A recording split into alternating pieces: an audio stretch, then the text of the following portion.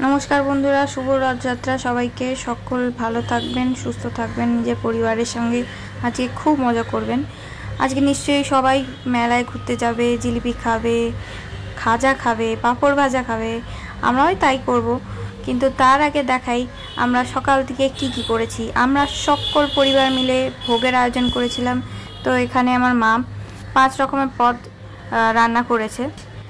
तारपरे पोलाव, पाँचमिशाली एक तरकारी कारी पाता दिए, चाटनी और 5 रकमेर भाजा। आशा करछि महाप्रभुर बलराम मायेर और भोगेर स्वाद खूब भालो लागबे। तो যতটুকু পেরেছি করেছি, অনেকটাই মানে কি বলবো, অনেকটা খেটে খুঁটে এটা বানানো, এই ব্লগটা বানানো, এটা আয়োজন করা, বাজার করা, সকাল থেকে বাসনের আয়োজন করা, সব কিছু মিশিয়ে মুশিয়ে অনেকটাই আমার মা খেটেছে। আর সব পুরোটাই নিজের হাতে করেছে। আর ওদিকে আমার আরেকটা মা রথ সাজিয়েছে, পায়েস বানিয়েছে। রথটা কি সুন্দর সাজিয়েছে আপনি দেখতেই পারবেন। তারপরে খুব ক্রিয়েটিভভাবে ফুল কেটে সুন্দরভাবে সাজিয়েছে। সঙ্গে হেল্প করেছে অনেকজন। এর নাম অদ্রিজ, যে হাত দেখিয়েছিল এই ভিডিওতে, কোনো একটা পার্টে আপনারা দেখতেই পারবেন। অদ্রিজ এই হচ্ছে আমার মামার বন্ধু হয় আর আমার খুব ভালো প্রিয় ভাই। আর আমার মামাও এখানে অনেক হেল্প করেছে। তো সবাই মিলে আমরা এক অপরকে হেল্প করে আজকের দিনটা খুবই ভালোভাবে কাটিয়েছি। আর তারপরে আপনারা দেখতেই পারবেন যে কত সুন্দর লাগছে মহাপ্রভুকে, মহাপ্রভু, সুভদ্রা মা আর বলরাম বাবাকে। তেনাদের জন্যে আমরা মেলা থেকে, ইস্কনের মেলা থেকে জামা কাপড় কিনেছিলাম।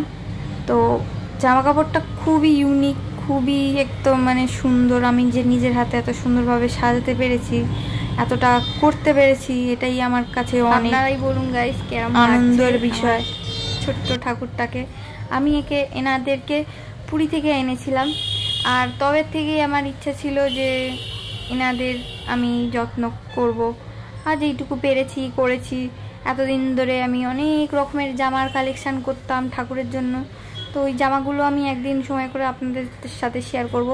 ওই জামাগুলো কালেকশানে খুবই মানে কষ্ট করে এখান ওখান থেকে নিজের মতো করে জোগাড় করেছিলাম। তারপরে আজকের পুজোতে খুব একটা বেশি ফল আমি জোগাড় করতে পারিনি। তবে কাঁঠাল, আখ, আম আর খাজা, মিষ্টি এইসবই আমি দিতে পেরেছি। এই হলো রথ, আমার মা নিজের হাতে সাজিয়েছে। আর এই হলো আমাদের ভগবান, যাকে আমি নিজের হাতে সাজিয়েছি। আর এই হচ্ছে আমার মা আমার জগন্নাথ দেবকে নাচাতে নাচাতে নিয়ে যাচ্ছে।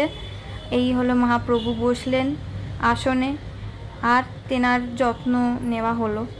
এই দেখতে পাচ্ছেন এই যে ঘোড়াটা, এটাকে আমি আগের বছর নিজের হাতে এঁকেছিলাম, একে নিজের হাতে বানিয়েছিলাম। কারণ আমি ঘোড়াই খুঁজে পাচ্ছিলাম না, কোনো দোকানেই ঘোড়া পাওয়া যাচ্ছিল না। তো এইটুকুই যা পেরেছি করেছি। কেমন লাগছে একটু দেখে বলুন গাইস। আর বাকি যে মেলার ব্লগটা আসবে ওটা পার্ট 2-তে আসবে। তাই আপনাদের যদি ব্লগটা ভালো লেগে থাকে, এরকম টাইপের ব্লগ যদি আপনারা দেখতে চান, তাহলে প্লিজ সাবস্ক্রাইব করে দেবেন, লাইক করে দেবেন, কমেন্ট করে দেবেন। এখানে মা তারাকেও বসিয়ে দেওয়া হলো। মা তারা কেন বাদ যাবে? মা তারায় নাকি মহাপ্রভুকে খাজা বানিয়ে খাইয়েছিল, তাই জন্য মহাপ্রভুর সাথে মা তারাকেও রথে যাত্রায় করানো হয়। তো এইভাবে আমাদের পুজোর দিনটা কাটলো। মা রথ টানছে। এই ফাইনাল আমাদের শুভ রথযাত্রা। সবাইকে, সবাই ভালো থাকবে, সুস্থ থাকবে।